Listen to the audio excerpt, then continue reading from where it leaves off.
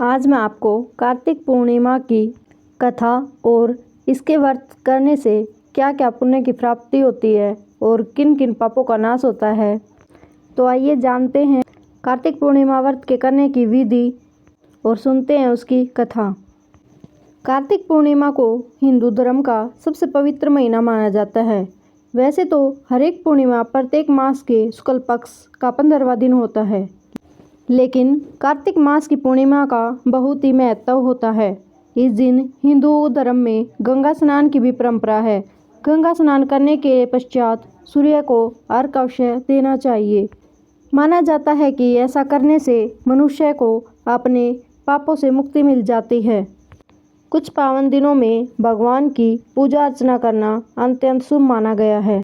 इस पवित्र अवसर पर शुद्ध कुमकुम, धूप, कपूर, तुलसी और परिजीता तेल का प्रयोग करके भगवान की पूजा अर्चना करनी चाहिए।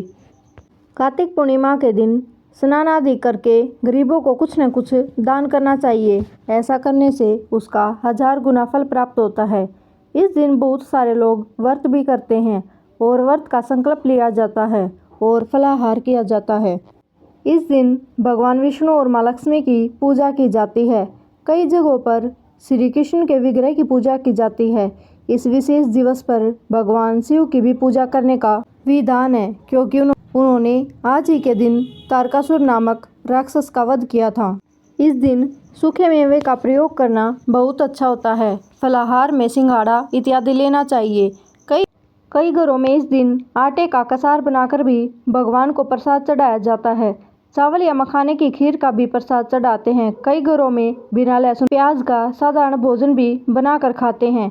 कार्तिक के महीने में उड़द, मूंग, मसूर, चना, मटर, राई खाना वर्जित बताया गया है।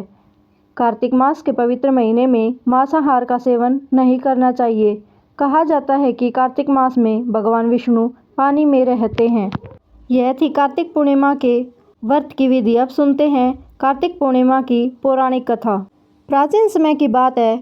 तारकासुर नामक एक राक्षस था। उसके 3 पुत्र थे, तारकाक्ष, कमलाक्ष और विदुन्माली।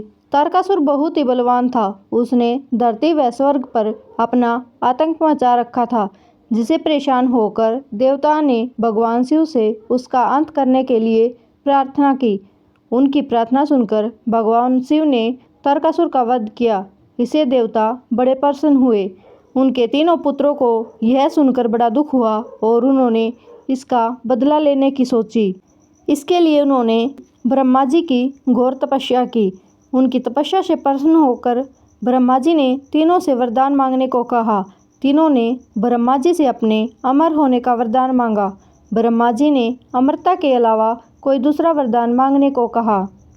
इसके बाद उन तीनों ने कुछ देर तक इस पर बहुत विचार विमर्श किया और फिर ब्रह्मा जी से कहा, आप 3 अलग अलग नगरों का निर्माण करें, जिसमें सभी बैठकर पूरी पृथ्वी और आकाश में घूम सके। 1000 साल बाद जब मिले तो हम तीनों के नगर मिलकर एक हो जाएं। जो देवता तीनों नगरों को एक ही बाण से नष्ट करने की क्षमता रखता हो, वही हमारा मृत्यु का कारण बने। उन सब की नज़रों में यह एक असंभव कार्य था।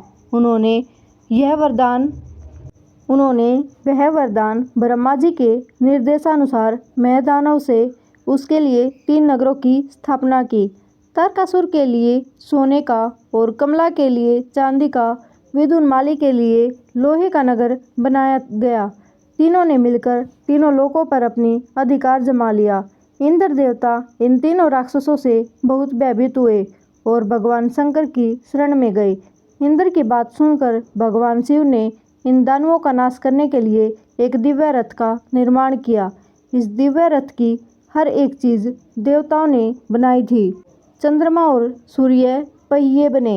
इंद्र, वरुण, यम और कुबेर रथ के 4 घोड़े बने। हिमालय धनुष बने और शेषनाग प्रत्यंचा बने। भगवान शिव खुद बाण बने और बाण की नोक अग्निदेव स्वयं बने। इस दिव्य रथ पर भगवान शिव स्वयं सवार हुए। देवताओं से बने इस रथ और तीनों भाइयों के बीच भयंकर युद्ध हुआ। युद्ध करते समय प्रभु लीला से एक ऐसा समय आया जब तीनों रथ एक ही सिद्ध में आ गए। जैसे ही वो तीनों रथ एक सीध में आए, उसी समय भगवान शिव ने अपने बाण छोड़े और तीनों का नाश कर दिया।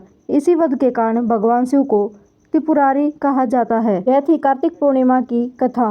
यह आपको कैसी लगी कमेंट में ज़रूर बताएं और पहली बार हमारे चैनल पर विजिट किया है तो सब्सक्राइब करना न भूलें।